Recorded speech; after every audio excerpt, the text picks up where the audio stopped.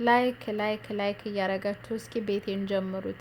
አሰላሙ አሌይኩም ወራህመቱላሂ ወበረካቱሁ። ሀባይቢ እንዴት አላችሁልኝ? ኢድኩም ሙባረክ። እንኳን አደረሳችሁ ለተከበረው ኢድል አድሃ በዓል በሰላም እንኳን አደረሰን አደረሳችሁ እያልኩኝ አንዳንድ ነገሮችን እስኪ ዛሬ ለማለት ኮሜንት ላይም እያነበብኩ ነበረ። በተለይ እንደኔ በአረብ ቤት ሆናችሁ ኢድን የምታሳልፉ ውድ እህቶች አይዟችሁልኝ። ሁሉም ነገር ለበጎ ነው። ለተሻለ ነገር አላህ ረብል ዓለሚን እሱ ረዝቁን ተሻለ ቦታ ላይ ሆነን ኢድን የምናከብር አላህ ያድርገን። ሰብር አድርጉ። በቃ ለሁሉም ነገር ሰብር ነው። ሰብር ኢነላሁ መአ ሳብሪን። አላህ ሰብርን፣ ትዕግስትን፣ ሁሉን ነገር አላህ ይወፍቃችሁ ይወፍቀን። ሌላው ሲቀጥል ደግሞ ስደት ዓለም በጣም አስተማሪ ነው ባልኩበት እንትን ላይ እንዴት ስደት ዓለም አስተማሪ ነው ብለሻል ሳሙ ምናምን ብላችሁ የጻፋችሁ ልጆች አላችሁ። በአላህ ይሁንብኝ እንደ ስደት ዓለም አስተማሪ ህይወት አይቻል አቅም ትምህርት ቤት ራሱ እንደ ስደት አስተምሮኝ አያውቅም። በጣም ስደት ዓለም ላይ ክፉ ሰዎችን ታገኙበታላችሁ፣ ጥሩ ሰዎችን ታገኙበታላችሁ።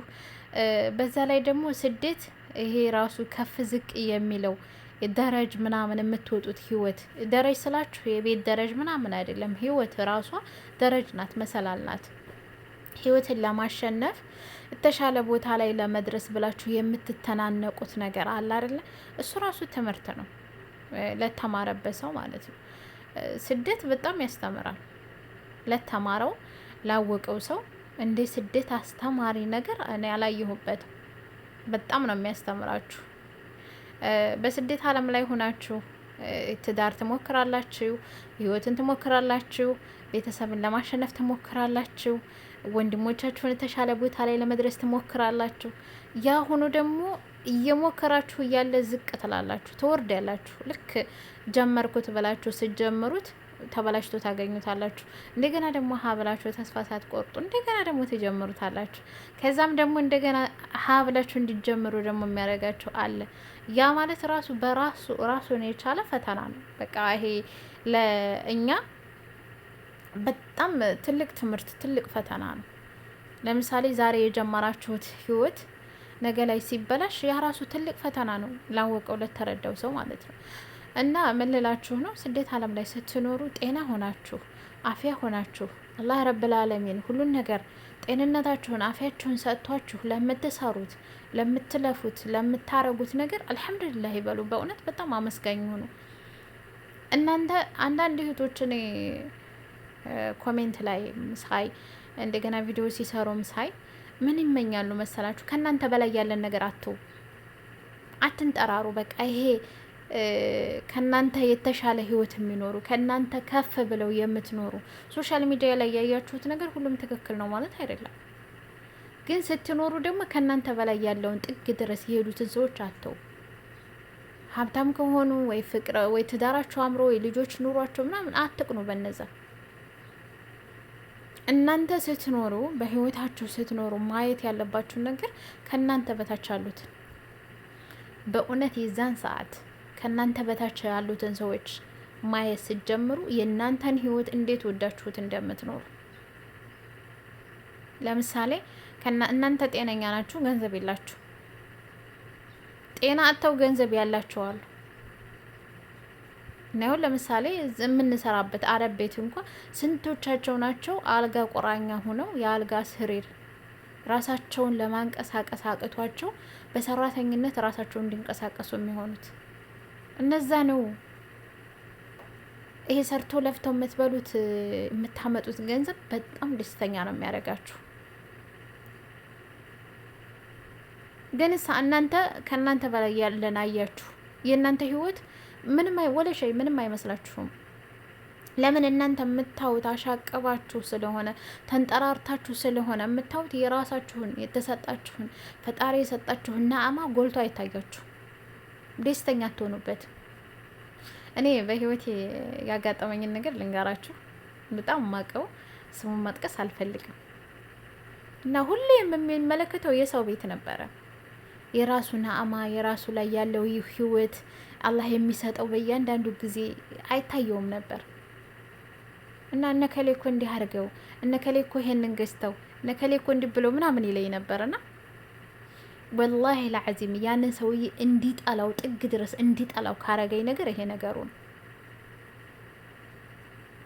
ይሄ የሰው ማየት ልባችሁ ላይ ሶዳ ነገር አለ። በቃ ይሄ የሰው የሚመለከት እኔ አሁን ጓደኞቼ ወላሂ ሲያገኙ ደስ ይለኛል።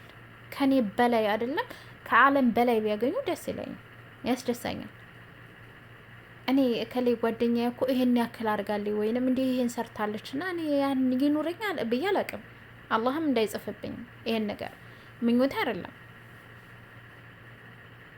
እኔ በሰጠኝ ነገር አመስጋኝ ሆኜ እንዲኖር ነው የምፈልገው። ስደት ዓለም ቆይቻለሁ ብለሻል ምናምን ያላችሁኝም አላችሁ። አዎ በጣም ቆይቻለሁ፣ ግን አልሐምዱሊላህ በቆየሁበትም አልሐምዱሊላህ፣ ባሳለፍኩትም አልሐምዱሊላህ፣ በሚመጣልኝም ህይወት ደግሞ ኢንሻአላህ አላህ የተሻለ ነገር ይዞልኝ እንደሚመጣ ተስፋ አለኝ። ከፈጣሪው ተስፋ ቆርጬ አላውቅም።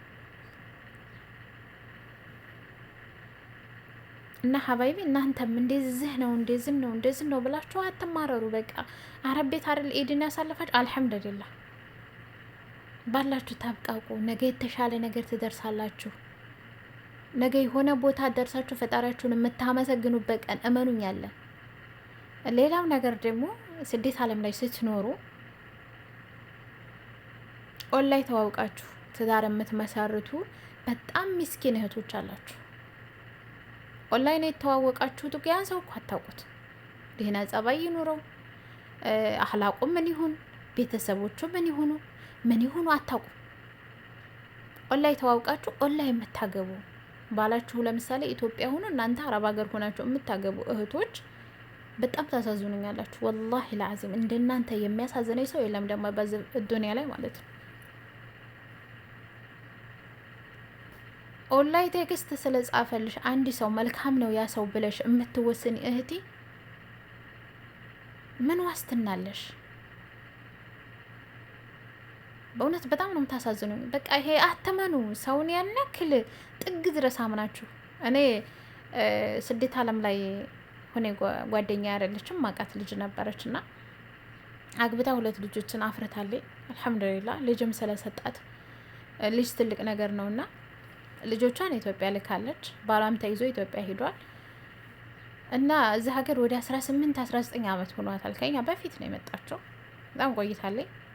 የሰራችበትን ገንዘብ አንስታ ለባሏ ለልጆቹ አባት ቤት ስራ ብላ ሰጥታለች። እሱ ደግሞ በጣም ጎበዝ ነው። ቤት የሰራው ወይት ነው አባቱ ሰጠው መሬት ላይ ነው ቤት የሰራው። እንግዲህ ህይወት እንግዲህ አክሰስ ሲነዳት ማለት ነው። እሷ የልጆች አባት ነው ወልጅለታለሁ ከብጅለታለሁ ምናምን ብላ ነው እንትን ያለችው ያመነችው። እሱ ግን እንግዲህ ወላሂ አለም ምን አስቦ እንደው ከመጀመሪያውም አላህና እሱ ናቸው የሚያውቁት። አላቅም። ቤት የሰራው አባቱ ቀይ ነው። ከአረብ ሀገር ሄደች። አረብ ሀገር እንግዲህ በ18-19 ዓመት ሆኗት ነው ሄደችው። ኢትዮጵያ ስትሄድ ማዳት ምናምን ጥሎባት ብስቁልቁል ብላ ዴክማ ምናምን ሄደችው። ለምን ይሄ ልጅነታችሁ ይሄን ጥጥጤ የምትሉት ወጣትነት ይጠፋል። በቃ ነገ ጧት ጠፊ ነው። በተለይ ሴት ልጅ 30-40 ትገቢ በቃ እንኩትኩት ታያለሽ። ወደድሽም ጠላሽም እየመረረሽ የምትቀበዩ ነገር እድሜ ቁሞ አይጠብቅሽ እና ኢትዮጵያ ምድር ስትገባ ራሷን አልጠበቀችም። እየተቃጠለችም እየበገነችም አረብም ያበግናታል። እሱም በስልክ እዛ ኢትዮጵያ ሆኖ ያበግናታል። ማዳት በማዳት ሆና ነው ኢትዮጵያ የገባችው። ለራሷ ጊዜ አልሰጠችም። ያላህ እንኳ ፊቷን ሙስተሽፋ ሄዳ ፊቷን ለመንከባከብ ወይንም ጸጉር ቤት ወይ ሳሎን ቤት ሄዳ እንኳ ራሷን ለመጠበቅ ጊዜ የላትም። ለምን ትሰራለች፣ ትልካለች። ኢትዮጵያ ስትገባ በእውነት ነው የምላችሁ ያቺ 2 ልጆቹ እናት አይደለች አልመሰለችውም። ለሱ አፈረባት። ማዳት ፊቷ ላይ አንድ ቀን እንኳ አብሯት ለማደር ወይንም አንድ ቀን እንኳ አብሯት ለመሆን በጣም ነው ያፈረባት። እናትሽ ቤት ሁኒና ኢንሻአላህ እናወራለን ምናምን ብሎ ጥሏት ነው ሄደው። ሳምንት ሳይቆይ ነው ያችን ሴት ኒካዋን ያወረደው። ሳምንት ኢትዮጵያ በገባ የሳምንት ሳትቆይ ኒካዋን አወረደ። ኒካዋ ሲወርድባት ግን ትተኸየሉ ቤት በእኔ ስም ይሆን አላለችም፣ የእኔ ስም ይግባበት አላለችም። የልጆች አባት ነው በሚል ቤት የሰራው አባቱ ቀይ ነው። የራሴ ነው ብሎ አስፈረደባት። ቤቷን አጣች። የመጀመሪያው ቤቷን አጣኝ፣ እርሜዋን አጣኝ፣ ክብሯ ማንነቷን አጣችው። ሲቀጥል ትዳሯንም አጣችው። ሲቀጥል ደግሞ በሚያሳዝን ሁኔታ ልጆቿን የማሳደግ አቅም ስለሌላት ገንዘቡም ስለሌላት ኢትዮጵያ ምድር ላይ ገብታ ሁሉንም ነገር ለሱ ስለሰጠኝ ልጆቿም እሷ ዘንድ ለመምጣት አቅሙ ስለሌላት ልጆችን እንኳ ማለት አልቻለች። ለምን አያቅታለች፣ ጨርሳለች። በቃ ያላትን ነገር ሙጥጥ አርጋ ለሱ ሰጥታለች። እሱ ላይ ነው ያለው። እሰቡት። ሴት ልጅ ስትሆን እንግዲህ የሚደርስብሽን እያንዳንዱ እርምጃ ከመጀመሪያ ማሰብሽ ግዴታ ነው። የልጆች እናት ናት አላለም ያ ሰው። ሌላ ሴት አግብቶ ልጆቿንም በእናትያ እያደጉ ነው። አልሐምዱሊላህ ልጆቿ በእናትያ ማደጋቸው ራሱ ጥሩ እናትያ ከሆነ ታውት ነገ ጧት ሲያርጉ ልጆቻችሁ ነገ ሲያርጉ እናቴ ብለው እንደሚመጡ 100% ወቁ። ይሄ ኖርማል ነው። ግን እቺ ሴትዮ ምንድነው አሁን ስራ የምትሰራው? ሸንኮራ አገዳ እየተረከበች እየቀጠቀጠች ሸንኮራ አገዳ እየሰራች ነው የምትኖረው። አስባችሁታል? 18 19 ዓመት አረብ ሀገር ኑራ ሸንኮራ አገዳ ቸርቻሪ ስትሆን ኢትዮጵያ ገብታ ያናስ እንዴት ብላችሁ ነው ገና ለገና ለማታውቁት ወንድ ኦንላይን አባቴ የከሌ ልጅ መጣልና ልስጠኝ ላገባ ነው? ማንን ለመሸሽ ነው? አባትሽን እኮ ነው። አባትሽን ለመርዳት እናትሽን ለመርዳት እየሸሸሽ እንደሆነ ይገባኛል። ግን ወላሂ እግርሽን እሳት ላይ እየጣልሽ ነው ራሱ። እናትና አባትሽን እኮ ግዴታሽ አይደለም ያን ያክል ገንዘብ መላክ ታልፈለግሽ፣ ኧረ እናቴ ኧረ አባቴ ደክመው አሳድገውኛል ለፍተዋል ብለሽ ታልፈለግሽ እኮ ግዴታሽ አይደለም እኮ። በቃ አትስጫቸው፣ አትርጃቸው። ቦታ ግዙልኝ አባቴ በይ። አባቴ ቤት ልሰራ ነው ይሄን አርግልኝ በይ፣ ያረግልሻል። አባት ለልጁ ክፉ አይደለም ተስንት አባቶች በስተቀር። ወንድሜ ቦታ እንደዚህ ልገዛ ነው እንደዚህ አርግ። ያንቺ ስም ይሁን ቦታ ሲገዛ የአባትሽ ወይም ወንድምሽን ስም አታስገቢ። ግዥ፣ ቤትሽን ስሪ። ነገ ቢቸግርሽ ቋ አርገሽ ገንዘብሽን እጅሽ ላይ አርገሽ የሆነ እንጢጥ ብለሽ መኖር ትችያለሽ። የምን ይይ ነው?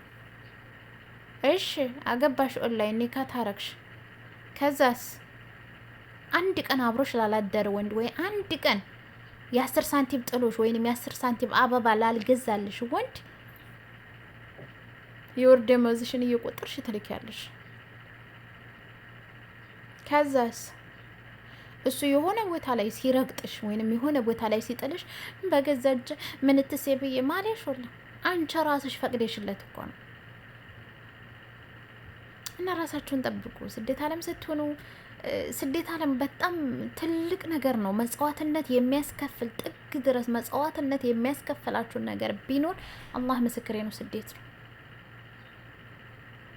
ስደት ዓለም ልጅነታችሁን ያሳጣችኋል፣ ወጣትነታችሁን ይሄ በሽተኛ ያረጋችኋል። አረብ ቤት ታስሮ አንዳንድ እህቶች እንደውም በሳምንት አንድ ቀን በሳምንት 2 ቀን አረቦች ጋር ወጣ ብላችሁ አየር የምትቀበሉ እህቶች ካላችሁ አልሐምዱሊላህ ይበሉ። ግን መውጣት የማይችሉ መውጣት ሰራተኛን ይዘው መውጣት የማይፈልጉ አረቦች አሉ። ሱብሃንአላህ ሲወጡ በር ቆልፈው የሚሄዱ። እንደዛ ሆነሽ እየሰራሽ ግን ለማንም ጨምላቃ ወንድ ትላንትና ለተዋወቅሽው ጫታም ወንድ ገንዘብሽን ቆጥረሽ ትልኪለታለሽ። ምንድነው አገላችሁ ውስጥ ምንድነው? ምን ውጣችሁ ነው የምትመጡት? ምንድነው የምታስቡት? ማለት ይሄን ያክል አእምሯችሁ ተገፍሏል ልበል። እኔ በእውነት በጣም ታሳዝኑኛላችሁ። እንደዚህ የምታረጉ እህቶች ስላላችሁ ነው፣ እኔ እማቃችሁ እህቶች ስላላችሁ ነው እንደዚህ 100% እርግጠኛ ሆኜ የማወራው። ዛሬ ላይ እኮ የወለድን አባታችንን ከአንድ ማህፀን የወጣን የእናት ልጅ ወንድምና እህት እየተከዳዳ ያለበት ጊዜ ነው የደረስነው። ወላሂ ነው የምላችሁ። ወንድ ልጅ ከማመን ውሻን ብታምኑ ለቅርብ ነው። ውሻ የሆነ ቦታ ላይ ስትወርቁ ሩጦ ያነሳችኋል አንድ ቀን ብታበሉት። ወንድ ልጅ ግን ያቺ ሴት ናት አይልሽ። እኔ በህይወቴ ምንም ያን ያክል የሚያስከፋ ነገር ምን መለድምበት ነገር እንትን አላለኝ። በእርግጥ የሚያስከፋኝ ነገር ያለቀስኩበትም ህይወት አለ። በጣም ያለቀስኩበት ህይወት፣ በጣም የተቸገርኩበትም ጊዜ አለ። እነዛ ነገሮች ግን ለእኔ ትምህርት ናቸው። አንዴ የወደቅኩበትን ጉድጓድ ሁለተኛ ልወድቅበት አልፈልግም፣ አልፈቅድም። ይሄ የኔ እንትን አይደለም፣ የኔ አቋም አይደለም። እና ሀባይ የምንላችሁ ነው። በዚህ አጋጣሚ ራሳችሁን ሆኖ ክብራችሁን ዝቅ አታርጉ። ለማይሆናችሁ ህይወት ብላችሁ ራሳችሁን፣ ክብራችሁን፣ ማንነታችሁን፣ ሴትነታችሁን፣ ወጣትነታችሁን አትጡ። ሴትነት በጣም ትልቅ ነገር ነው። ሴትነት ክብር ነው እንዴ! ሴትነት ክብሩን የጠበቀ ነገር እዚህ ዱንያ ላይ የለም። እናንተ ታረከሳችሁት፣ ግን ሴትነታችሁ ራሱ በማንም ልክስክስ ወንድ ራሱ ይረክሳል። አማኑ ነው የምላችሁ። እና በጣም ስለ ወሬ አበዛሁኝ። በተለይ እኔ እህቶች ስለምታሳዝኑኝ እንደው አንዳንድ እህቶች ከሰማችሁ የሪከርድ ተደረሳችሁ ራሳችሁን ጠብቁ። በቃ የራሳችሁን አውርዲያችሁ ሌላን ሰው ለማስደሰት ራሳችሁን ሳትወዱ ራሳችሁን ክብራችሁን ሳትወዱ ሌላን ሰው ለማስደሰት የምትጥሩ እህቶች ወላሂ ራሳችሁ ውደዱ። መጀመሪያ ራስሽ ሆብ ነፍስክ ይላል አረብ። ራሱ የሆነ አረብ ሲመክር ሆብ ነፍስክ ይላል፣ ራስህ ውደድ ይላል። ራሳችሁ ውደዱ፣ አታሽቀብጡ። የ10 ብር ሻሃጣ ለመግዛት የ10 ብር ጫማ ሹዝ ሻሃጣ ጫማ ለመግዛት የቤት ጫማ ለመግዛት እየተንሰፈሰፍሽ እግርሽ ተሰንጥቆ እየሄደ ስለንተና ኦንላይን ላወቅሽው ወንድ ግን ማሻአላ የወር ደሞዝሽን ፍት አድርገሽ ትልኪያለሽ። እርዳታ እርዱ ስትባሉ ደግሞ ማሻአላ እናንተ ብድር ላይ ወይ እናንተ ዲያ ላይ ሆናችሁ ወይንም እናንተ ችግር ላይ ሆናችሁ ሰው እንርዳ ብላችሁ የምትንጠራሩ ሶሻል ሚዲያ ላይ እህቶች እርዱ አትርዱ አይደለም፣ ስጡ ይሰጣችኋል ነው። ግን የምትሰጡት እናንተ ሞልቶላችሁ ነው። እናንተ አቅም ኖሯችሁ ነው። መጀመሪያ እናንተ ከዛ ቦታ ላይ ተነስታችሁ ነው። እኔ እርዱ አትርዱ የሚለው ፓርት ላይ እርዱ ስጡ። ግን የምትሰጡት እናንተ መጀመሪያ ራሳችሁን፣ የራሳችሁ ቅባት፣ የራሳችሁ ሻምፖ፣ የራሳችሁ የሆነ ነገር የራሳችሁ ህይወት ሞልቶ ነው። እኔ ተበድረው የሚሰጡ እህቶች አሉ። ተበድረው ብድር ገብተው ሌላን ሰው የሚረዱ። እሺ ያን ብድር ተበድረሽ ሞት ቢመጣብሽስ አስበሽዋል? ስጥ ይሰጥሃል፣ ስጪ ይሰጥሻል እኮ የሚባለው ራስሽ ኑሮሽ የራስሽን ሀጃ አሟልተሽ ትርፍሽን አይደለም ካለሽ አካፍሊ ነው። ግን መጀመሪያ እናንተ አላችሁ። እውነት ነው የምላችሁ። አንዳንዴ ማለት ነው በጣም የሚገርመኝ ፓርትና የሚያሳዝነኝ ፓርት ቢኖር ይሄ ነው። ከሌ ልጅ ለማሳደግ በቃ ልጅ ለማሳደግ አቅም ስለሌላት ነው ልጇን እንዲታሳድግ አገሯ ገብታ ብር እንርዳ። እኔ 10 ሺህ ብር እኔ 20 ሺህ ብር ይላለው ላይ ገብታው። እሺ አንቺስ 3 ወልዲያ ልጇን ለማሳደግ ነው። አንቺ ምን ቤት ነሽ? ምን የሚሉት ነው ይሄ? አሁን ለራስሽ ሳትኖሪ ለራስሽ ህይወትን ሳታዩ ለራስሽ አይንሽን ገልጠሽ ህይወት ዱንያ ምን እንደሆነ ሳታይ ለራስሽ ልጅሽን ሳታቅፊ አንዲት እናት ልጅ ወልዲያ ተቸግራ ልጇን ልታሳድግ ነውና እንርዳት። እንዴ በእውነት ሶሻል ሚዲያ ላይ ሰሞኑን እያየሁ ነበረ። የሆነች ልጅ ሀገሯ ሄዳ ልጇን ትቀበል ልጇን ታሳድግና ብር እንርዳት። ልጇን ከማን ነው የምትቀበለው? ከአባቱ። አስባችሁታ?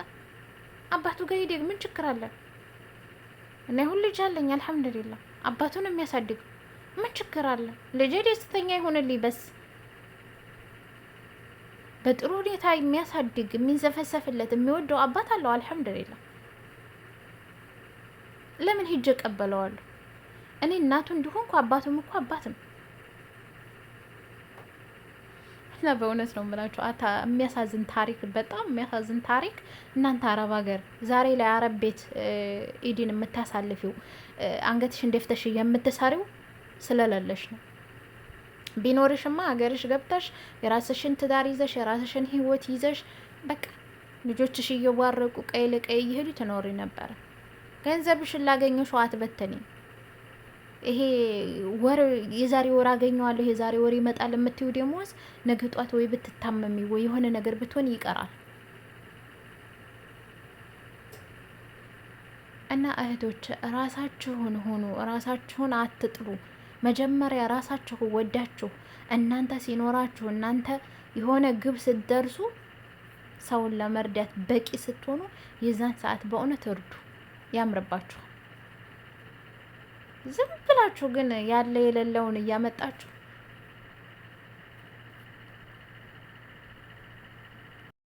لبيك اللهم لبيك لبيك لا شريك لك لبيك إن الحمد والنعمة لك والملك لا شريك لك لبيك اللهم لبيك لبيك لا شريك لك لبيك إن الحمد والنعمة لك والملك لا شريك لك لبيك اللهم لبيك لبيك لا شريك لك لبيك إن الحمد والنعمة لك والملك لا شريك لك لبيك اللهم لبيك لبيك لا شريك لك لبيك إن الحمد